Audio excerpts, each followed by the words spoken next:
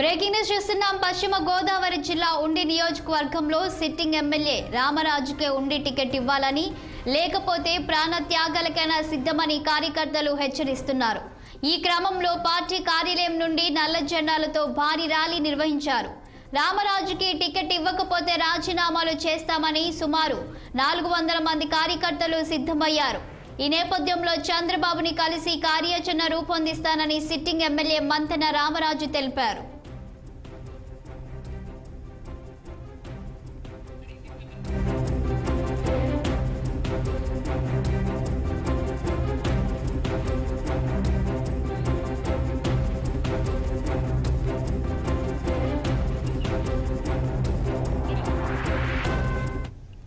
ఇక దీనిపై పూర్తి సమాచారం మా ప్రతినిధి శ్రీనివాస్ లైవ్ లో అందిస్తారు. శ్రీనివాస్, చెప్పండి. ఇప్పటికే ఉండి నియోజకవర్గానికి సంబంధించి రఘురామకృష్ణంరాజుకైతే టికెట్ కేటాయించినట్లు తెలుస్తుంది. అయితే ఇప్పుడు జరుగుతున్న ఈ పరిస్థితులను చూస్తే మరి టీడీపీ అధిష్టానం ఏ నిర్ణయం తీసుకోనుంది దీనిపై?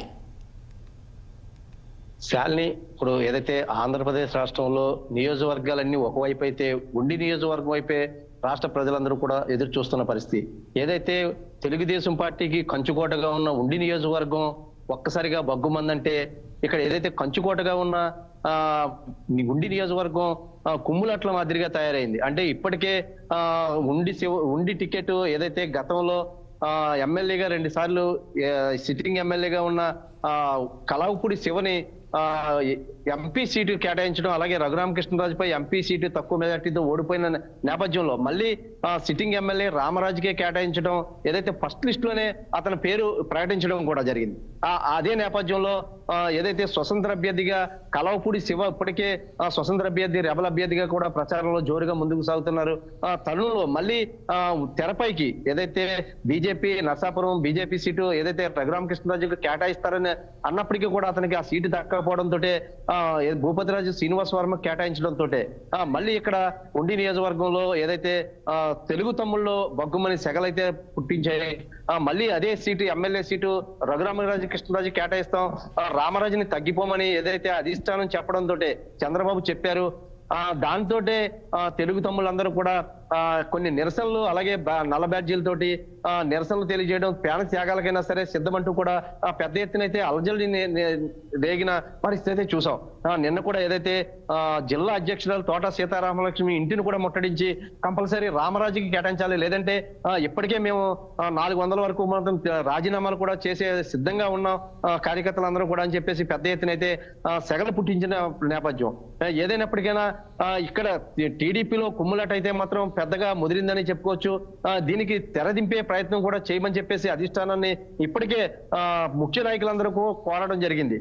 ఇక్కడ ఒకవైపు చూసుకుంటే రఘురామకృష్ణరాజు మళ్ళీ ఉండి నియోజకవర్గ ఎమ్మెల్యే అభ్యర్థిగా కంపల్సరీ 48 గంటల్లో నాకు ఏదైతే అధిష్టానం నుంచి నాకు ఏదైతే పిలుపు వస్తుంది, ఆ పిలుపు మేరకు నేను కంపల్సరీ చట్టసభల్లో వెళ్ళడానికి నేను సిద్ధంగా ఉన్నాను, మళ్ళీ విజయం వైపు సాధించాలని ఇప్పటికే రఘురామకృష్ణరాజు పక్కన ప్రకటించడం.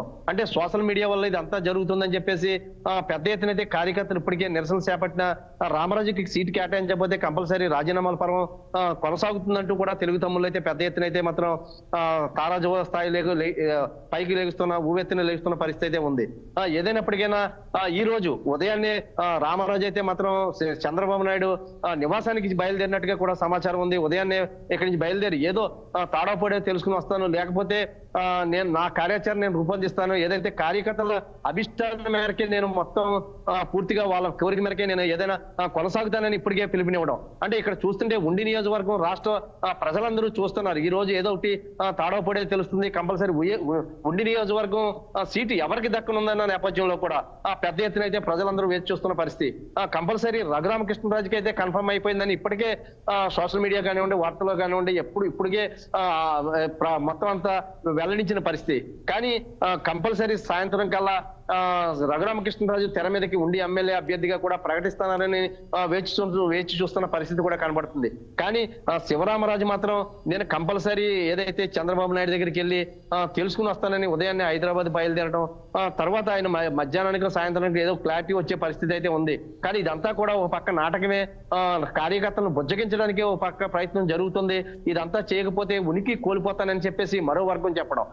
ఇదిలాగా ఉండగా ఏదైతే ఇక్కడ ఇప్పటికే స్వతంత్ర అభ్యర్థిగా రెబల్ అభ్యర్థిగా కలవపూడి శివ ప్రచారం ముందుకు సాగటం, ఓ పక్కేమో ఇక్కడ తెలుగు తమ్ముళ్ళు కుమ్ములాట సాగటం, ఏదైతే పిల్లి దెబ్బలాడుకుని కోతి ఏదైతే రొట్టెత్తికెళ్ళిపోతున్నట్టుగా పివిఎల్ నరసింహరాజు వైసీపీ ఎమ్మెల్యే మాత్రం ప్రచారానికి కానీ లేకపోతే ఇంట్లోంచి బయటకు వచ్చి కనపడిన వార్తల్లో ఎక్కడం కానీ ఇంతవరకు చేయలేని పరిస్థితి. అంటే కంపల్సరీ ఏళ్ళలో కొట్టుకుంటే కంపల్సరీ ఆ సీట్ నాకే దక్కుతుందని చెప్పేసి ఎదురు చూస్తున్న పరిస్థితి.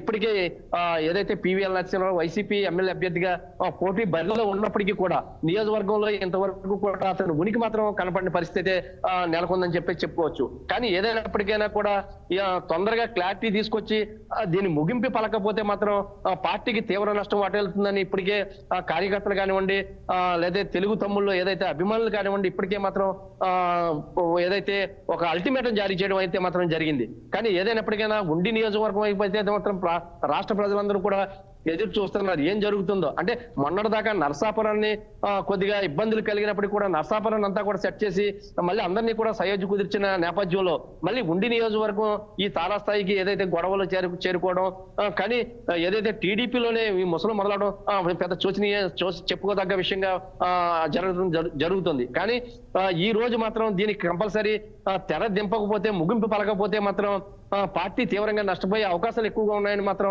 ఇక్కడైతే మాత్రం ఏదైతే రాజకీయవేత్తలు కానివ్వండి, లేకపోతే టీడీపీ కార్యకర్తలైన ఏదైతే అభిమానులు మాత్రం పెద్ద ఎత్తున అయితే మాత్రం చెప్పడం జరుగుతుంది. శాలిని, శ్రీనివాస్, ఇక్కడ చూస్తున్నాం కార్యకర్తల అభిప్రాయంతో ఒకవేళ మంతెన రామరాజుకు సీట్ కేటాయిస్తే గనుక రఘురామకృష్ణరాజు పరిస్థితి ఏంటి?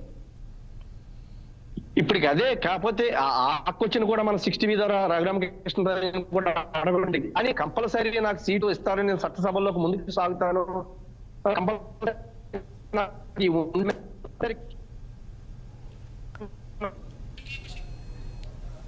Okay, thank you Srinivas.